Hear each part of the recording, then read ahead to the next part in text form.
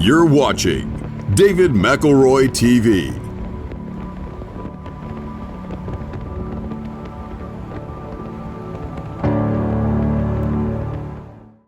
I don't know how to love you or anyone else. Loving others has never come naturally to me. The people around me seemed stupid, irritating, foolish, and irrational. They hurt me and they angered me. But I kept reminding myself that Jesus taught me to love them anyway, even the ones I might consider enemies. But I struggle with this more than I like to admit, because my selfish and unloving heart naturally wants to be angry and strike out at the people around me who frustrate me and leave me feeling as though there's no hope for the human race. And the failure of my unloving heart to love these people who seem so unlovable drives home a truth that I sometimes forget. Without the loving spirit who I know is God, it's impossible for me to truly love anyone. Without God, I am incapable of moving beyond my selfishness, my unloving spirit, and my foolish pride. Left to myself, I don't have the capacity for that kind of love. Without the powerful presence of God, I can't escape my pride, my selfishness, or my cynicism. Of course, I can love those who treat me kindly. I can love people who are like me. That's easy. But when I face people who strike me as irrational, hostile, or cruel, I can barely contain the bitterness in my heart and mind.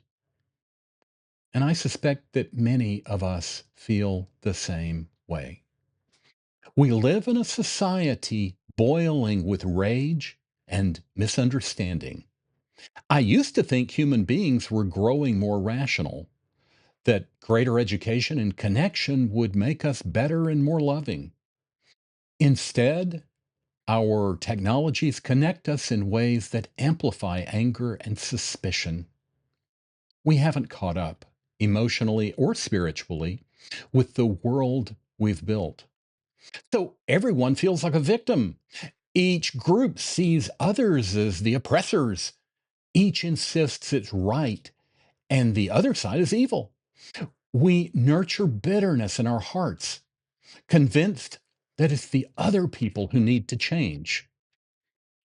I see this everywhere in politics and in culture. Each tribe casts itself as righteous, each paints its opponents as monsters. And beneath it all is a cancer of hatred eating away at our souls. What confuses me most is how often Christians, my own people, lead the way in unloving behavior. Eager to defend doctrines or impose laws, many of us forget the words of the Savior we claim to follow: love your enemies. We read the command, but somewhere in the back of our minds, we add, surely he didn't mean those people, but he did. I'm no better. I know my own failures too well to condemn others, but it unsettles me that so many Christians don't even seem to recognize the contradiction. At least non believers aren't claiming to follow a God of love, so I can't hold them to a command they don't accept. The only thing I'm certain about is that I am incapable of loving others. I'm not a good person. I don't have a loving heart. I want to give up on all of you.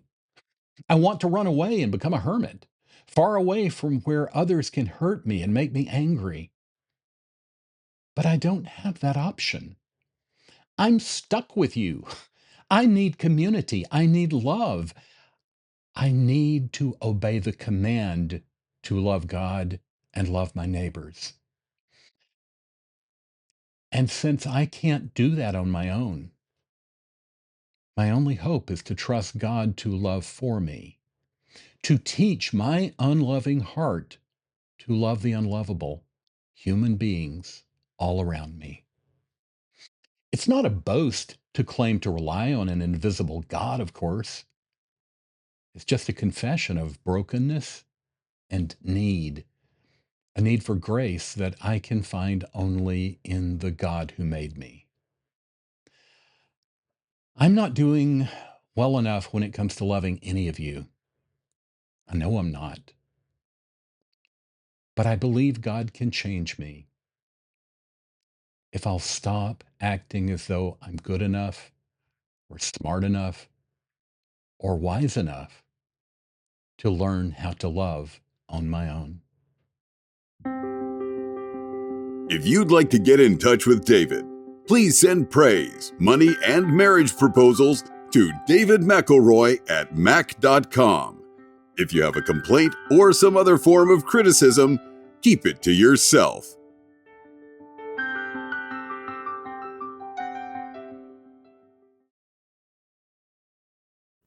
If watching David McElroy TV causes illness lasting longer than 3 hours, please see a doctor.